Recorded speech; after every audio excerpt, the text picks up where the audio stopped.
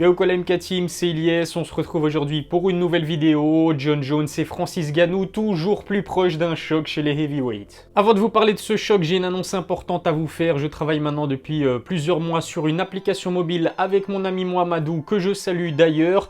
Et la bonne nouvelle, c'est qu'elle est enfin disponible gratuitement sur Apple et Android.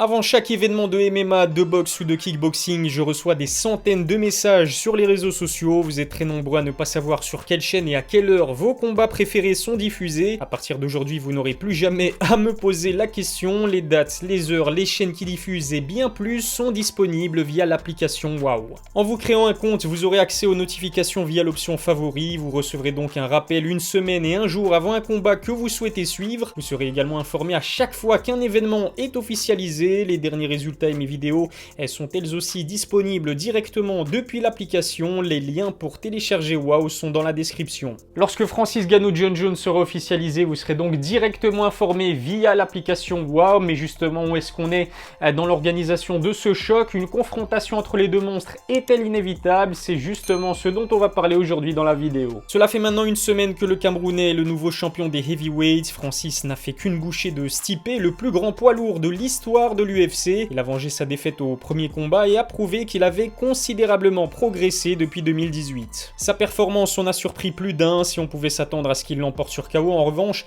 on ne s'attendait pas à ce que Francis montre un tel visage. Patient et calme, il a profité de la moindre erreur concédée par Stipe pour le punir. Il a également prouvé qu'il savait défendre les takedowns avec la manière.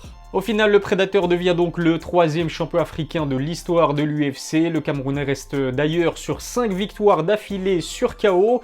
Reste à savoir maintenant contre qui. Eh bien, Francis va devoir défendre sa ceinture pour la première fois. L'adversaire le plus probable se nomme Jon Bones Jones. Le nom de l'Américain était sur toutes les lèvres lors de la conférence de presse d'après-combat. Francis Ngannou lui-même a déclaré vouloir se mesurer à celui qu'il considère comme le GOAT du MMA. Jon Jones lui aussi semble être chaud à l'idée d'affronter Francis, mais à condition d'être grassement payé. C'est justement là où le bas blesse. Si Jon Jones est prêt à affronter Francis Ngannou pour une grosse somme, Dana White ne semble pas du même avis. Si l'on en croit sa déclaration choc d'après-combat, Bones aurait même intérêt à éviter le Prédateur. Quand on connaît l'ego monstrueux de Jon Jones, on pouvait donc s'attendre à une réaction de sa part. Sans surprise, Bones ne s'est pas fait prier pour réagir à cette pique. L'Américain n'a pas apprécié que Dana White remette en question son envie de défier le Prédateur. Jon Jones a également tenu à mettre les pendules à l'heure. L'ex-champion des lourds légers n'a peur de personne, encore moins Francis Ngannou. Malgré le titre volontairement provocateur de ma vidéo, je pense pareil que lui. Jon Jones n'est absolument pas effrayé à l'idée de se mesurer un jour à Francis. On l'a vu mettre des véritables fessées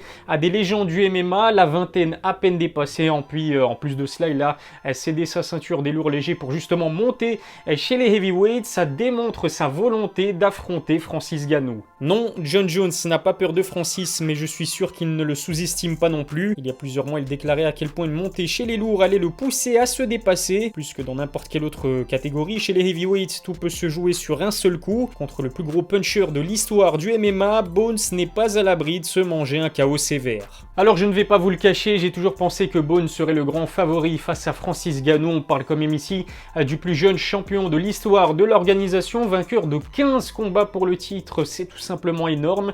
Mais après la dernière performance du Camerounais à son dernier combat, eh bien ça me pousse à revoir mon jugement. Ce n'est pas un secret, avant le MMA, Jon Jones pratiquait la lutte à un très haut niveau. Il a remporté plusieurs titres régionaux et nationaux avant de signer à l'UFC. On a vu à quel point sa supériorité en lutte avait permis à Stipe de surclasser Francis au premier combat, mais sur le rematch, le Prédateur ne s'est pas laissé faire. Francis Ngannou a défendu avec succès les 5 dernières tentatives de takedown subies. Il a même réussi l'exploit d'amener au sol un Stipe Miocic complètement débordé. Pour neutraliser la puissance du Camerounais, les takedowns sont très utiles. Le souci, c'est que Francis est de plus en plus difficile à amener au sol. Justement, on a remarqué que Jon Jones éprouvait quant à lui de plus en plus de difficultés à réussir ses amenés au sol. C'est simple, sur ses 4 derniers combats, il a placé 6 6 takedowns sur 23 tentés, soit un taux de réussite d'à peine plus de 25%. Face à un Ngannou massif et très puissant, il risque de galérer avant d'y arriver. L'un des soucis du Camerounais, souvent pointé du doigt d'ailleurs, c'est bien évidemment son endurance. On s'en rappelle, lors de son premier combat contre Stipe, Francis Ngannou était apparu complètement exténué dès le second round.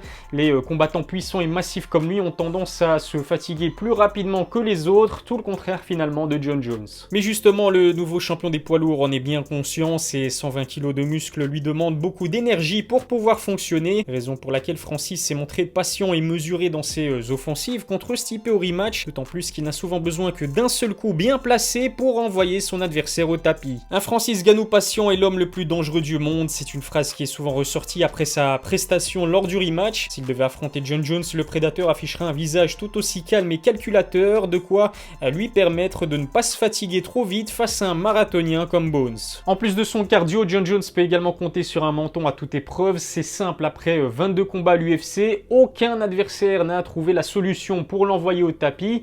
La différence, c'est que Bones a passé toute sa carrière à combattre chez les lourds légers, mais vous le savez mieux que moi, chez les heavyweights, la force de frappe est beaucoup plus dangereuse. En termes de puissance brute, il n'y a pas photo entre les deux hommes. Francis est de loin le plus fort. Il ne suffira que d'un seul coup pour que Jon Jones finisse inconscient. Mais la défense et la faculté qu'a l'américain d'absorber ou de fuir les coups lui laissent une chance d'y échapper. Comme le dit Bones lui-même, il déjoue souvent les pronostics contre les gros punchers. Le souci, c'est qu'il se retrouve face à un mastodonte de plus de 120 kg et en plus de cela plutôt explosif. Jon Jones va devoir donc prendre du poids, mais pas trop, pour éviter d'être trop lent justement dans l'octogone. Stipe a par exemple privilégié la mobilité, raison pour laquelle il est apparu lors de ses deux confrontations face au prédateur beaucoup plus léger.